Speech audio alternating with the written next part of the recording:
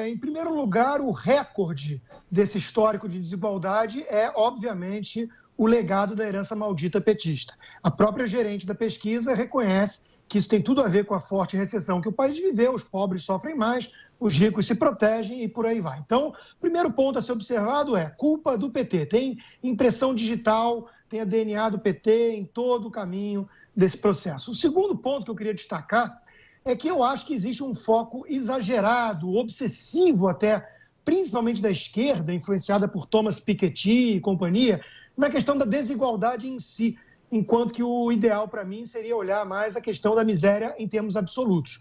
E eu explico. Em primeiro lugar, esses 1% são sempre tratados como se fosse um grupo monolítico, coeso e estanque. Os 1% mais ricos, aí você logo imagina ali aquela turma blindada, os mesmos, né? Isso não é verdade. Existe gente que sai desse grupo, existe gente que entra. Se você analisar os 20% mais ricos, então nem se fala. Há muita mobilidade, principalmente em países mais capitalistas, mais liberais. Então, o primeiro ponto é esse. Esse 1% não é um grupo estanque. O segundo ponto é que riqueza não é um bolo de soma zero que precisa ser distribuído. E esse tipo de foco na desigualdade acaba alimentando essa mentalidade equivocada. Riqueza é algo que precisa ser criado. Né? E como é que cria riqueza? Justamente num modelo de segurança jurídica, propriedade privada, livre mercado, tudo aquilo que os liberais capitalistas defendem e tudo aquilo que falta, via de regra, em países como o Brasil.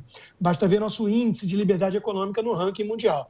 Além disso, eu acho que alimenta também uma certa paixão mesquinha, antissocial, que é a inveja.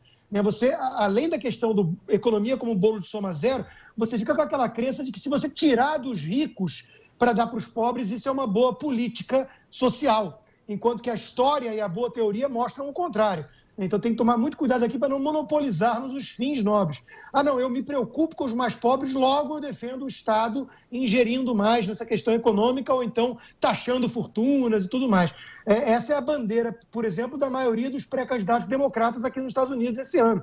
É uma péssima bandeira, uma bandeira de esquerda, progressista, que costuma entregar resultados terríveis. A esquerda é mestre em falar em combate à desigualdade e, na prática, é uma fábrica de desigualdade e da pior forma possível, porque justamente injusta, gera riqueza para amigos do rei e pobreza generalizada. Né? A igualdade nesses países socialistas é só igualdade na miséria para a imensa maioria e aquela nomenclatura no poder gozando de vários privilégios. Inclusive, a gerente da pesquisa também menciona o funcionarismo público como relativamente blindado dessas crises, o que aumentou as distorções. Então, tudo isso precisa ser levado em conta. Sobre o atual governo fazer ou não algo nessa linha, né, eu só lembro que há a votação em breve agora do marco de saneamento, que é uma bandeira do governo de privatizar empresas de saneamento e abrir mais esse setor, o que é uma medida louvável. Em vários países desenvolvidos há gestão privada nesse setor de saneamento, que metade da população brasileira sequer tem acesso a esgoto tratado, água potável. Isso gera casos de doença, desinteria, um monte de problemas sérios. E isso é o maior problema de desigualdade, mas mais do que desigualdade, repito, de miséria absoluta.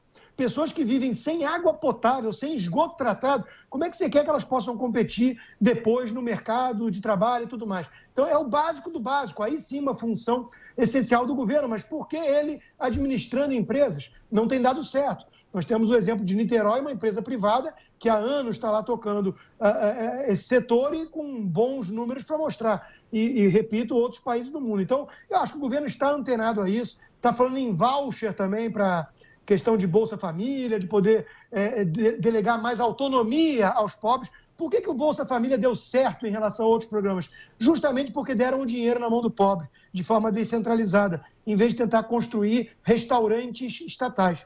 Então, tira o governo o máximo possível da jogada, que o nível de miséria vai ser reduzido e esse é o principal programa assistencialista. Emprego, trabalho, riqueza sendo produzida pelo mercado.